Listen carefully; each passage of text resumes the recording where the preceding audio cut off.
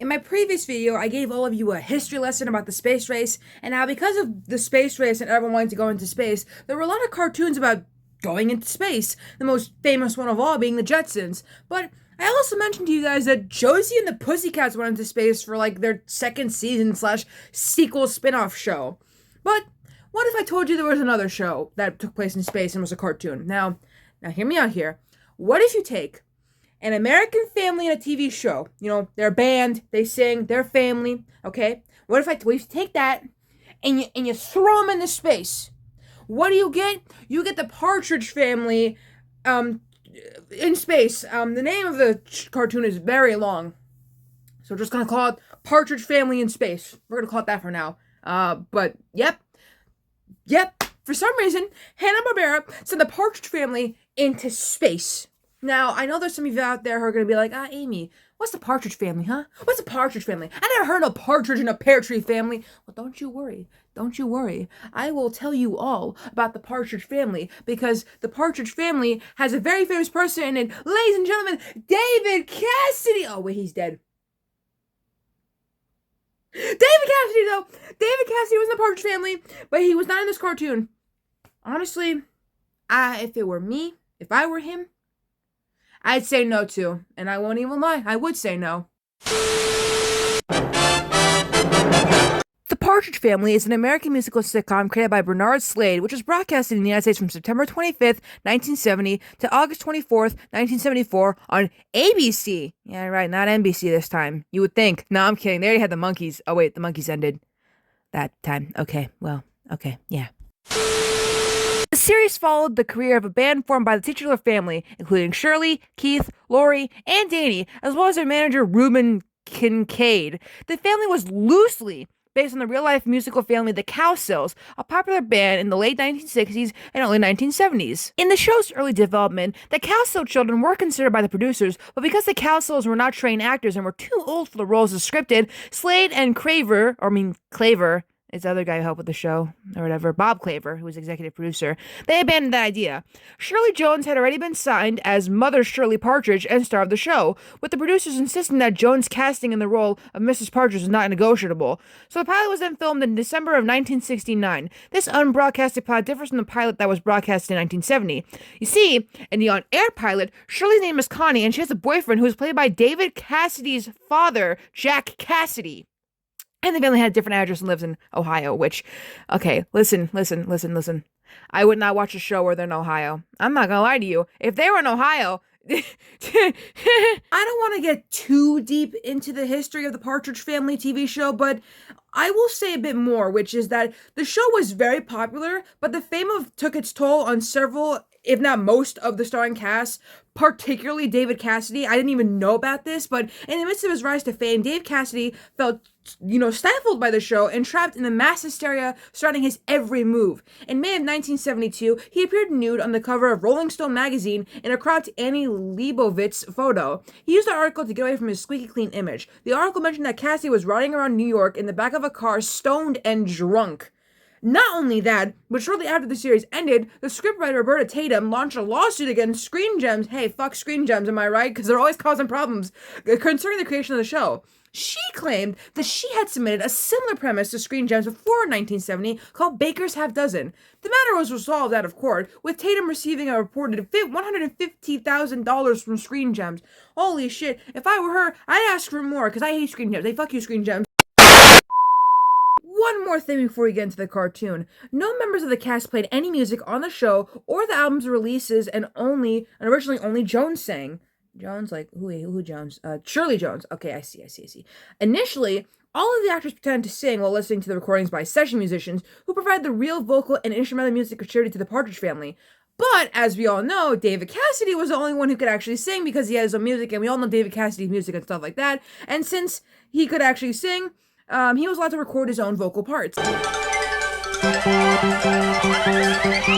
production of the cartoon is very fascinating, to say the least. While in pre-production, Hanna-Barbera originally proposed an updated version of the Jetsons, which would be about Elroy being a teenager and Judy having a job as an ace reporter.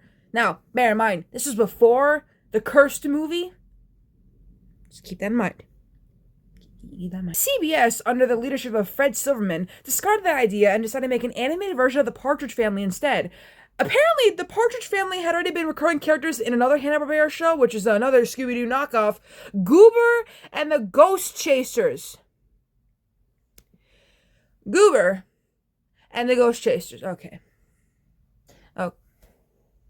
You see, when I say that out loud, it sounds silly, but nah, this is legit. Anyways, in this cartoon, the Partridge Family, there's no explanation as to why they are living like the Jetsons in 2200 AD. Alright, or 22,000 AD? I'm not good at math, I swear. The family's galaxy-famous musical act is notably more successful than the live-action show, and they appear to manage themselves. The character of Reuben Kanad is not a regular. Danny has a robotic dog named Orbit, and Keith and Lori have two good friends that travel with the family, though they're not part of the musical act. Marion, a two-tone green and blue Martian who can fly, and Veenie, a purple-haired Venusian with a distinct buzzing vocal tick. This guy looks like Mickey Dolenz, which we're getting that. Be patient. Here's the thing about the casting for this cartoon. So, some members of the show were in, this show. But Susan Day, who was Lori Partridge, only voiced her for 2 episodes before she was replaced by former Musketeer Sherry Alberoni, who I mentioned in my previous video, not my previous video, in my Josie video, that she was Alexandra for Josie and the Pussycats. Anyways, Chuck McLean served as both the speaking and singing voice of Keith Partridge because Dave Cassidy was like, nah. And I don't blame him. Again, I don't blame him. And Joan Gerber voiced Shirley Partridge in place of Shirley Jones, while John Stephenson took over the role of Reuben Kanad from David Madden in a few episodes in which he appears. In the beginning of my video, I called this like the Partridge Family in Space, which is how I've been shortening it to. But the show was eventually retitled to The Partridge Family in Outer Space in 1977-1978, which they're copying Josie at this point, because that's what Josie's other show was called, Josie and the Pussycats in Outer Space. And as every Hanna-Barbera show in the 70s, it had a laugh track, because, and due to its ties to the Partridge Family, the cartoon is one of the only 2 Hanna-Barbera produced series since Hanna-Barbera's 1967 sale to Taft Broadcasting that are owned outright by Sony Pictures Television, whose predecessor Screen Gems produced a live-action series.